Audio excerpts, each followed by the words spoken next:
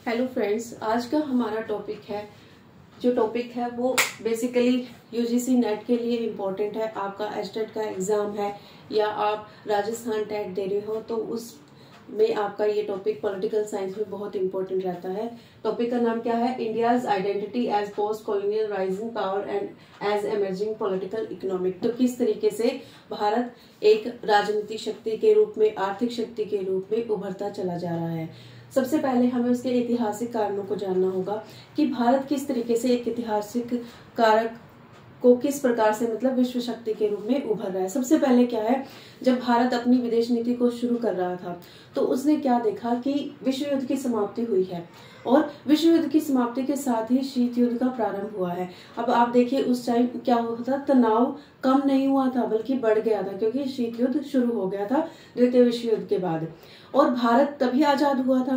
तो भारत अपने आप को एक विदेश शक्ति के रूप में उभार रहा था और वो ये भी सुनिश्चित कर रहा था कि दूसरे देशों पर किसी प्रकार की उनकी संप्रभुता का हनन ना हो। और भारत क्या है, एक उभरती हुई विदेश नीति के रूप में काम कर रहा था, उभर रहा था। तो उसने क्या है, विश्व युद्ध की समाप्ति के बाद विदेश नीति की शुरुआत की थी। उसके बाद क्या है, विदेश नीति की नींव। जब हम विदेश नीति की नींव की बात करते हैं तो देखिए एक इंटरनल कारक होता है, एक एक्सटर्नल कारक होता है।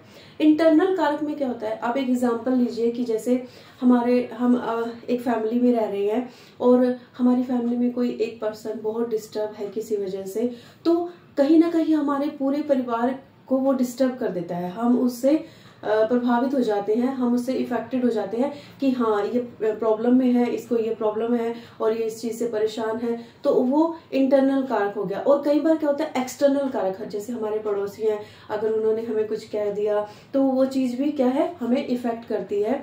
तो इसी तरीके से जो भारत की विदेश नीति है उस पर भी इंटरनल और एक्सटर्नल कारक का प्रभाव पड़ता है।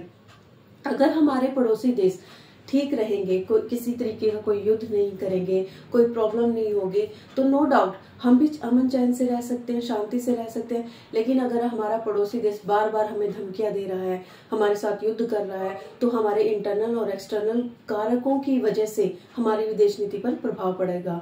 एक और एग्जाम्पल आप रशिया का ले सकते हो, रूस का, जो अभी रिसेंटली उनके बीच में युद्ध चल रहा है, यूक्रेन और रशिया के बीच में। तो कहीं ना कहीं उन दोनों के बीच में तनाव के कारण दूसरे देशों पर भी प्रभाव पड़ रहा है। और दूसरे देश अगर यूक्रेन की मदद कर रहे हैं या रशिया को सही ठहरा रहे हैं या गलत ठहरा रहे हैं, तो कहीं ना कहीं उन देशों की विदेश नीति पर भी उस चीज का प्रभाव पड़ेगा। तो इस तरीके से इंटरनल और एक्सटर्नल कारक प्रभावित करते हैं विदेश नीति को। तीसरी बात क्या है, पड़ोस में अमन शांति। ये हमने डिस्कस कर लिया कि हमारे पड़ोसियों के साथ या हमारे पड़ोसी देशों के साथ हमारे रिलेशन अच्छे होने चाहिए। विकसित देशों पर निर्भरता। जब भारत आजाद हुआ था, अब हम ऐतिहासिक कारक की बात कर रहे हैं, जब भारत 1947 में आजाद हुआ था तब क्या हुआ था कि हमें विकसित देशों पर निर्भर रहना पड़ रहा था। क्यों? क्योंकि हमारे पास इतनी इकोनॉमिकली हम इतने स्ट्रॉन्ग नहीं थे, हमारे पास कुछ इंपोर्ट एक्सपोर्ट का सामान होता था। लाइक अगर भारत को दूसरे देशों की मदद चाहिए तो वो दूसरे देशों पर निर्भर था और वहां से उस सामान को मंगवाता था। जैसे जब हमारे पास, आप कह सकते हो कि एक बहुत बड़ी ऐसी बात हो गई थी कि आप कह सकते हो कि पॉपुलेशन इतनी ज्यादा हो गई थी, खाने की प्रॉब्लम हो गई थी, भूखमरी फैल गई थी। तो जो विकसित देश थे उस समय उन्होंने हमारी मदद की थी, जिसमें यूएसए और यूएसएसआर, जब रशिया की हम बात करें तो उन्होंने हमारी मदद की थी। अब भारत एक विदेश नीति के रूप में उभर रहा है तो उसने क्या किया, शीत युद्ध भी चल रहा है, ठीक है, तो वो दोनों गुटों में शामिल नहीं हुआ था।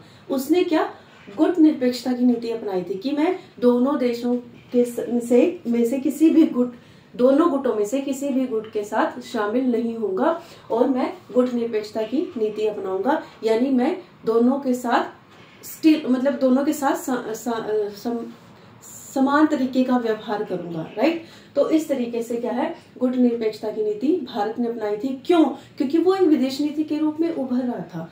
हमारे पास इतनी पावर नहीं थी कि हम दूसरे देशों के साथ युद्ध करते, या उस समय किसी भी तरीके का, मतलब नेहरू जी ने जब ये नीति अपनाई थी तो कुछ ना कुछ सोच समझ कर ही अपनाई थी। तो इस तरीके से जो गुट निरपेक्षता की नीति थी वो ऐतिहासिक कारकों में इम्पोर्टेंट है।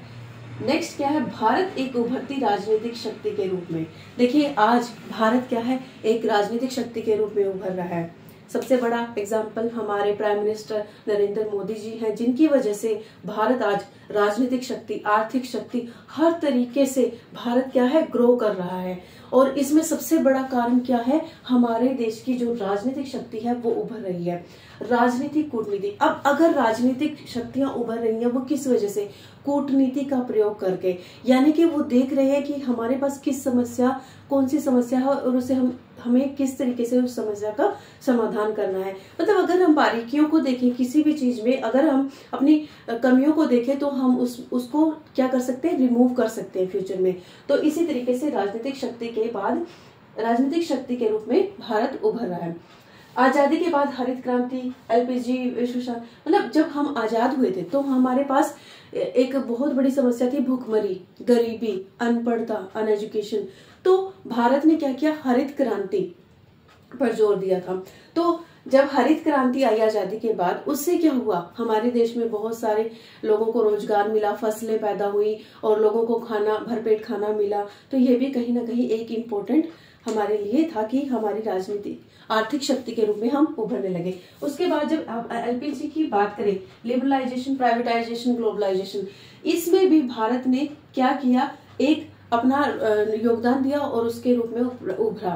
विश्व शांति, सबसे बड़ा हमारा जो विदेश नीति का एक महत्वपूर्ण कारक है वो है विश्व शांति। हम किसी भी देश के साथ किसी भी प्रकार का युद्ध नहीं करेंगे, हम सबके साथ शांति बनाकर रखेंगे, प्यार से, प्रेम से रहेंगे। तो इस तरीके से विश्व शांति को हमने बढ़ावा दिया। आज से 30 साल पहले विकसित देशों पर निर्भरता, देखिए भारत एक राजनीतिक शक्ति के रूप में उभर रहा है, आर्थिक शक्ति के रूप में उभर रहा है, लेकिन 30 साल पीछे अगर हम जाकर देखें तो हम पाएंगे कि उस समय भारत विकसित देशों पर बहुत ज्यादा निर्भर था। लेकिन आज बहुत सारे ऐसे विकसित देश, या आप कह सकते हो बहुत सारे ऐसे देश हैं, जैसे जर्मनी है, जापान है, ब्राजील है, और उनसे भी हमारी शक्ति अब बढ़ चुकी है, यानी हम उनसे शक्तिशाली हो चुकी हैं। अब भारत क्या है, विकासशील देश से विकसित देश की तरफ बढ़ रहा है। तो कहीं ना कहीं 2030 तक हम मानकर चलेंगे कि हमारा जो भारत है वो विकसित देशों की श्रेणी में आ जाएगा। ब्राजील से आगे हो गया है।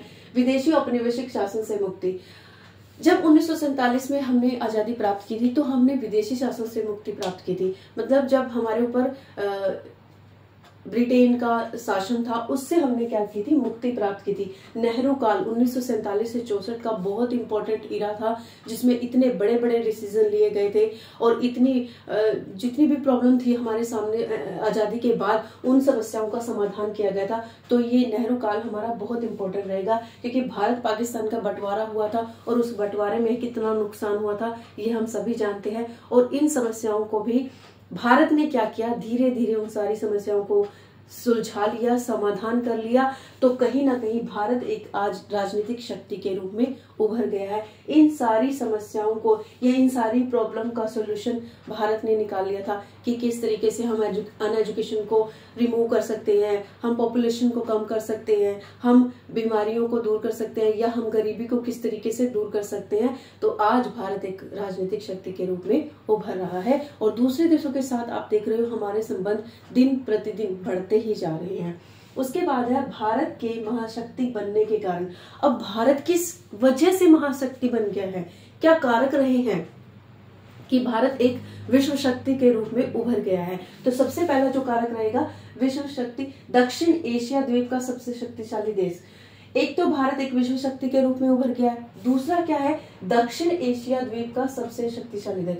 जो हमारा दक्षिण एशिया द्वीप है, महाद्वीप है, उसका हमारा भारत देश सबसे शक्तिशाली देश बन गया है। वो आप किसी भी देश में किसी भी चीज में लगा लीजिए, जैसे परमाणु शक्ति, हमने परमाणु शक्ति मतलब इतने हमने परमाणु प्रयोग कर लिए हैं, जिनकी वजह से क्या है, भारत एक शक्ति बन गया है। हमारे मंगल पर हमारा जो है एक कदम रखा गया है, जहां पर हमने क्या किया है, मंगलयान, या आप कह सकते हो कि मंगल ग्रह पर हमारे साइंटिस्ट पहुंच चुके हैं और हमने वहां पर भी बहुत सारी चीजें ढूंढ ली हैं, और उन चीजों की वजह से, उस परमाणु शक्ति की वजह से क्या है, जो हमारे पड़ोसी देश हैं वो भी हमसे अब हेल्प मांग रहे हैं। तो ये एक बहुत ही गर्व की बात है हमारे लिए कि भारत एक महाशक्ति के रूप में उभर गया है। 1990 से अब तक, यानी कि जो 1990 का काल है उसमें जर्मनी, जापान, इतनी बड़ी बड़ी अर्थव्यवस्थाएं थी, लेकिन भारत ने आज उन सबको पीछे छोड़ दिया है और भारत एक आर्थिक शक्ति के रूप में मजबूत हो गया है, या एक आर्थिक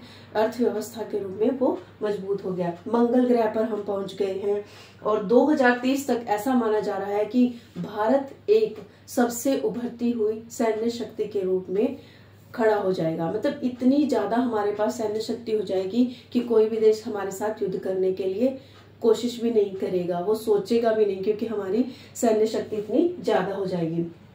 आबादी, भौतिक संसाधनों में शक्तिशाली, जैसे हमारे जो भौतिक संसाधन है, भोजन है, क्रिकेट है, योग है, यूएसए, चाइना, हम उनसे भी ज्यादा आगे बढ़ चुके हैं। हमारे, अगर हम फूड की बात करें तो जो फॉरेन कंट्रीज हैं वो हमारे फूड को अडॉप्ट कर रही हैं।